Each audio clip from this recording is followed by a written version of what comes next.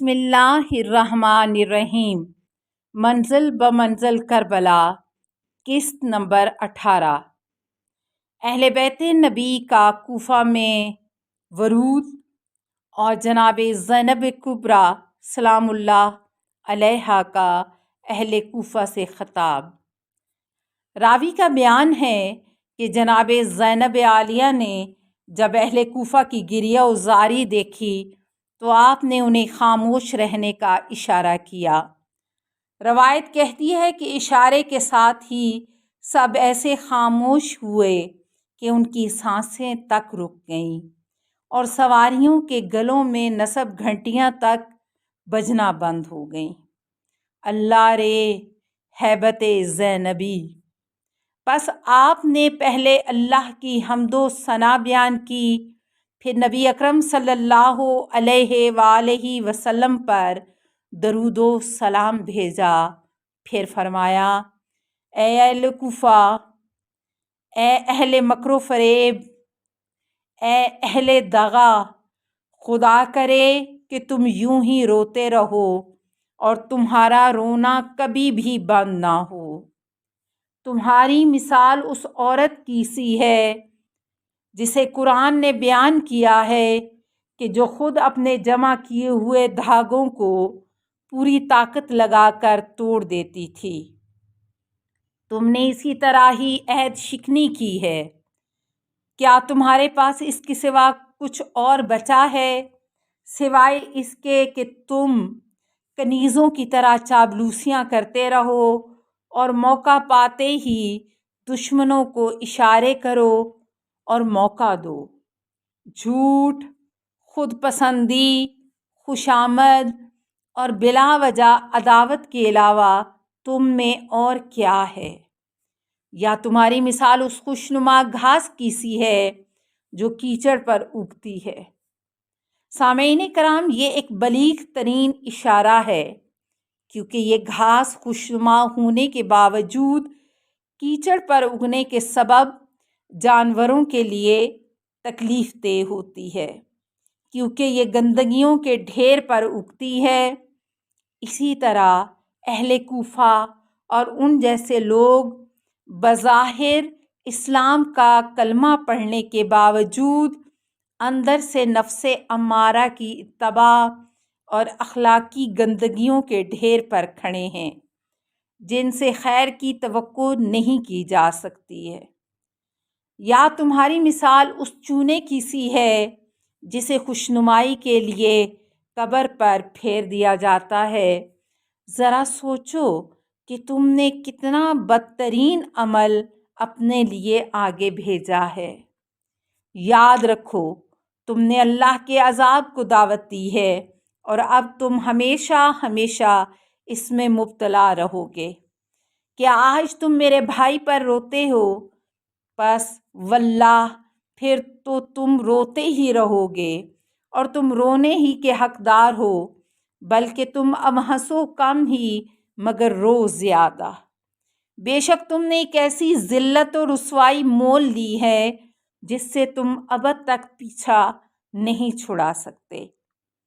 بھلا رسوائی کا یہ داغ تم سے دھل بھی کیسے سکتا ہے جبکہ تم نے خاتم الانبیاء صلی اللہ علیہ وآلہ وسلم کی ذریت، رسالت الہیہ کے منبع اور جنت کے جوانوں کے سردار کو قتل کر دیا ہے، جو جنگ کرنے کے دنوں میں تمہارے پناہ گاہ اور امن کے دنوں میں تمہارے لیے آمد و رفت کی جگہ تھے، جن کے ذریعے تمہاری صفوں میں اتفاق اور تمہارے تنازعات کا حل اور تمہاری شکایتوں کا ازالہ ہوتا تھا، جو تمہارے لیے حجت و دلیل اور تمہاری لڑائیوں میں تمہارے لیے رجوع کرنے کا مرکز تھے، جو تمہارے لیے منارہ دلیل کی حیثیت رکھتے تھے۔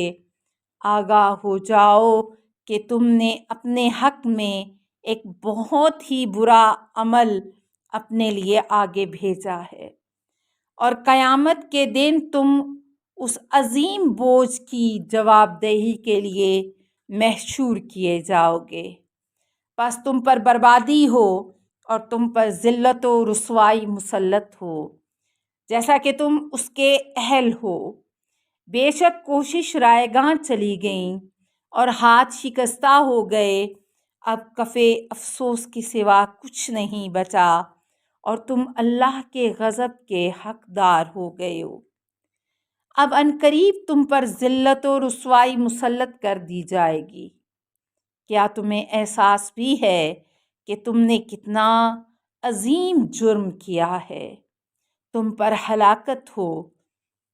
تمہیں علم ہے کہ تم نے محمد صلی اللہ علیہ وآلہ وسلم کے کس جگر کو پارا پارا کیا ہے اور کون سا عہد توڑا ہے، اور جو اللہ اور اس کے رسول کا پیمان توڑتا ہے وہ اپنا نقصان خود کرتا ہے۔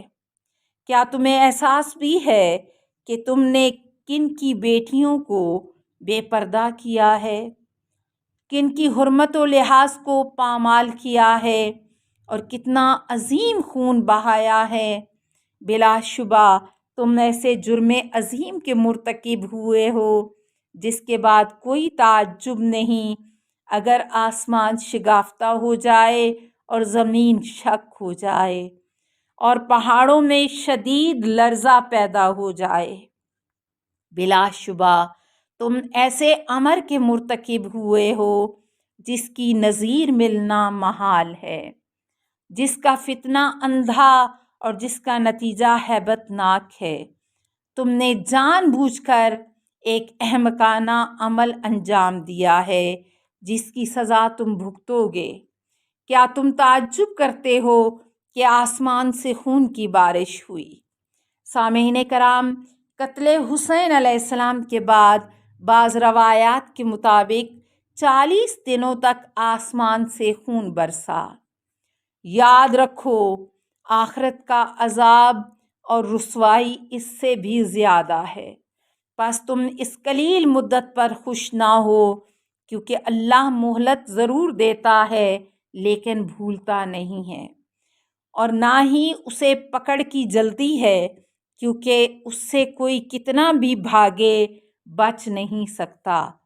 ہرگز تم بچ نہیں سکتے، کیونکہ تمہارا رب تمہارے انتظار میں ہے کہ کب تمہیں دی گئی مہلت ختم ہو، پھر وہ تمہیں اپنے عذاب میں جکڑ لے جس سے کوئی چھڑانے والا نہیں ہے۔ سامعین کرام، راوی کہتا ہے کہ اس کے بعد آپ نے کچھ اشعار پڑھے جن کا ترجمہ یہ ہے: کل قیامت کے دن جب تمہارا نبی تم سے پوچھے کہ اے میری امت، تم نے میری اہل بیت سے کیسا سلوک کیا؟ کیا یہی میرا صلہ تھا کہ ان میں سے بعض کو تو اسیر کر لیا جائے اور بعضوں کو خاک و خون میں نہلا دیا جائے؟ کیا میں نے تمہیں اپنے قریبی کے متعلق نصیحت و وصیت نہیں کی تھی، لیکن تم نے میری وصیتوں پر عمل نہ کیا، اور اب مجھے خدشہ ہے کہ کہیں تمہیں قوم ہود کی طرح عذاب سے دوچار نہ کر دیا جائے۔ یہ فرما کر جناب زینب کبریٰ سلام اللہ علیہا خاموش ہو گئیں اور ان کی طرف سے اپنا منہ پھیر لیا۔ راوی کہتا ہے، واللہ میں نے دیکھا کہ لوگوں کے رونے کی آوازیں بلند ہو گئیں۔ میں نے اپنے پہلو میں ایک بوڑھے کوفی مرد کو دیکھا جو اپنے دونوں ہاتھ آسمان کی طرف اٹھائے ہوئے زار و قطار رو رہا تھا اور کہہ رہا تھا، میرے ماں باپ تم پر قربان ہوں، بے شک تمہارے بزرگوں میں بزرگ ترین، تمہارے جوانوں میں افضل ترین، تمہاری عورتیں عورتوں میں افضل ترین عورتیں ہیں۔ بے شک آپ کا تعلق کریم خاندان سے اور آپ کی فضیلت سبھی پر نمایاں ہے۔ بس اس دوران امام زین العابدین علیہ السلام اپنی پھوپھی کی طرف بڑھے، انہیں تسلی دی اور فرمایا، پھوپھی جان خاموش ہو جائیے، بے شک جو گزر چکا اس میں آنے والے کے لیے عبرت ہے، اور آپ الحمدللہ ایسی عالمہ ہیں جنہیں کسی پڑھانے والے کی حاجت نہیں، اور آپ کی فہم اللہ کی جانب سے عطا شدہ علم لدنی ہے۔ بلا شبہ اے پھوپھی جان، جنہیں زمانے نے جدا کر دیا ہو، اب گریہ و بکا سے انہیں واپس نہیں لایا جا سکتا۔ یہ کہہ کر آپ اترے اور خیمہ نصب کیا اور خواتین کو خیمے کے اندر لے گئے۔ امام زین العابدین کا اہل کوفہ سے خطاب۔ حزام بن ستیر کہتا ہے کہ خطبہ جناب زینب سلام اللہ علیہا کے بعد لوگوں کی آوازیں بلند تھیں اور ان پر گریہ طاری تھا۔ اتنے میں امام زین العابدین خیمے سے برآمد ہوئے اور مجمع کو خاموشی کا اشارہ کیا تو یک دم چاروں طرف خاموشی چھا گئی۔ آپ علیہ السلام کھڑے ہوئے، پہلے اللہ کی حمد و ثنا بیان کی، پھر رسول اللہ صلی اللہ علیہ وآلہ وسلم پر درود و سلام بھیجا۔ اللہ کا آپ پر اور آپ کی پاک آل پر سلام ہو۔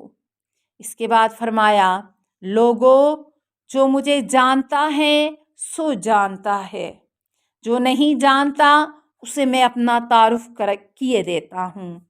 میں علی بن حسین ہوں۔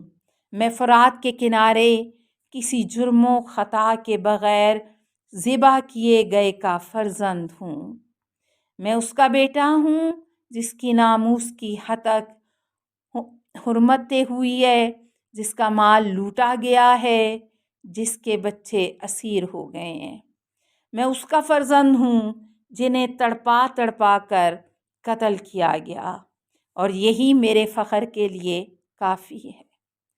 لوگوں، میں تمہیں اللہ کا واسطہ دے کر پوچھتا ہوں، کیا تم یہ جانتے ہو کہ تم نے بھی میرے والد کو خطوط لکھ کر بلایا تھا اور ان کو عہد دیا تھا کہ تم ان کی بیعت کرو گے، پھر تم نے یہ پیمان توڑ دیا اور ان سے جنگ کی، پس وائے ہو تم پر جو تم نے کیا۔ یہ کیا تم نے اپنی آخرت کے لیے برے عمل کا انتخاب کیا؟ تف ہے تمہاری سوچوں پر، کل قیامت کے دن کن نظروں سے رسول اللہ صلی اللہ علیہ وآلہ وسلم کا سامنا کرو گے، جب وہ تم سے کہیں گے کہ تم نے میری اطرت کو قتل کیا اور میری عزت پامال کی، پس تم میری امت میں سے نہیں ہو۔ راوی کہتا ہے کہ لوگوں نے رونے کی آوازیں بلند کیں اور ان کی آہوزاری بلند ہونے لگی اور ایک دوسرے سے کہنے لگے کہ واللہ ہم ہلاک ہو گئے اور ہمیں احساس تک نہیں ہوا۔ پھر علی ابن الحسین نے فرمایا، اللہ اس بندے پر رحم کرے جو میری نصیحت کو قبول کرے، اور اللہ اس کے رسول کے متعلق میری وصیت کو سنے، کیونکہ ہم میں ہی رسول اللہ صلی اللہ علیہ وآلہ وسلم کا اسوہ حسنہ موجود ہے۔ یہ سن کر سب اہل کوفہ کہنے لگے، اے فرزند رسول، ہم آپ کے مطیع و اطاعت گزار ہیں، آپ جو حکم دیں اس کی بجا آوری کریں گے اور انحراف نہ کریں گے۔ جس سے آپ کی صلح ہوگی ہم اس سے صلح کریں گے، جس سے آپ کی جنگ ہوگی ہم اس سے جنگ کریں گے۔ یہ سن کر آپ علیہ السلام نے فرمایا، افسوس ہے، افسوس ہے، اے غدارو، اے مکارو، کیا تم مجھ سے وہی کرنا چاہتے ہو جو سلوک تم نے میرے والد بزرگوار اور میرے اجداد طاہرین کے ساتھ کیا ہے؟ ہرگز نہیں۔ ان تیز رفتار اونٹوں کی قسم جو منی و مزدلفہ کی طرف حج کے دوران دوڑتی ہیں، ہمارا زخم ابھی مندمل نہیں ہوا۔ ابھی کل ہی کی تو بات ہے جب میرے والد اور اہل بیت ہماری نظروں کے سامنے قتل ہوئے۔ پس میں رسول اللہ صلی اللہ علیہ وآلہ وسلم اور اپنے دادا اور بابا کا سوگ نہیں بھلا سکتا۔ واللہ یہ غم اور اس کی شدت و تلخی میرے حلق و گردن کے درمیان باقی ہے، اور غم کی یہ لہریں میرے سینے میں ٹھاٹھے مارتی رہتی ہیں۔ میری تم سے صرف ایک ہی خواہش ہے، وہ یہ ہے کہ نہ تو تم ہمارے مددگار بنو اور نہ ہی ہمارے مقابلے میں کسی کی مدد کرو، یعنی ہمیں ہمارے حال پر چھوڑ دو۔ ہمیں تمہاری ان ہمدردیوں کی اب ضرورت نہیں ہے، کیونکہ جب مدد کرنا تھی وہاں تم نے ہماری مدد نہیں کی، بلکہ الٹا ظلم کے مرتکب ہوئے۔ اب مدد کرنا چاہتے ہو جب کوئی بھی نہیں بچا۔ اس وقت اہل کوفہ کے لیے آپ نے کچھ اشعار پڑھے۔ آپ نے فرمایا، اے اہل کوفہ، اگر تم نے حسین علیہ السلام کو قتل کر دیا تو اس میں کوئی تعجب کی بات نہیں، کیونکہ تم نے اس سے قبل حسین کے بابا کو بھی شہید کر دیا تھا، جو ہر حال میں حسین سے افضل اور ان کے سید و سردار تھے۔ بے شک قتل حسین ایک امر عظیم ہے۔ فرات کے کنارے شہید ہونے والے پر میری جان فدا ہو، بے شک ان کا قاتل جہنم سے نہیں بچ سکتا۔ اِنَّ لِلَّهِ وَإِنَّا إِلَيْهِ راجعون وَلَا حَوْلَ وَلَا قُوَّةَ إِلَّا بِاللَّهِ الْعَلِيِّ الْعَظِيمِ۔ السلام علیکہ یا ابا عبداللہ الحسین۔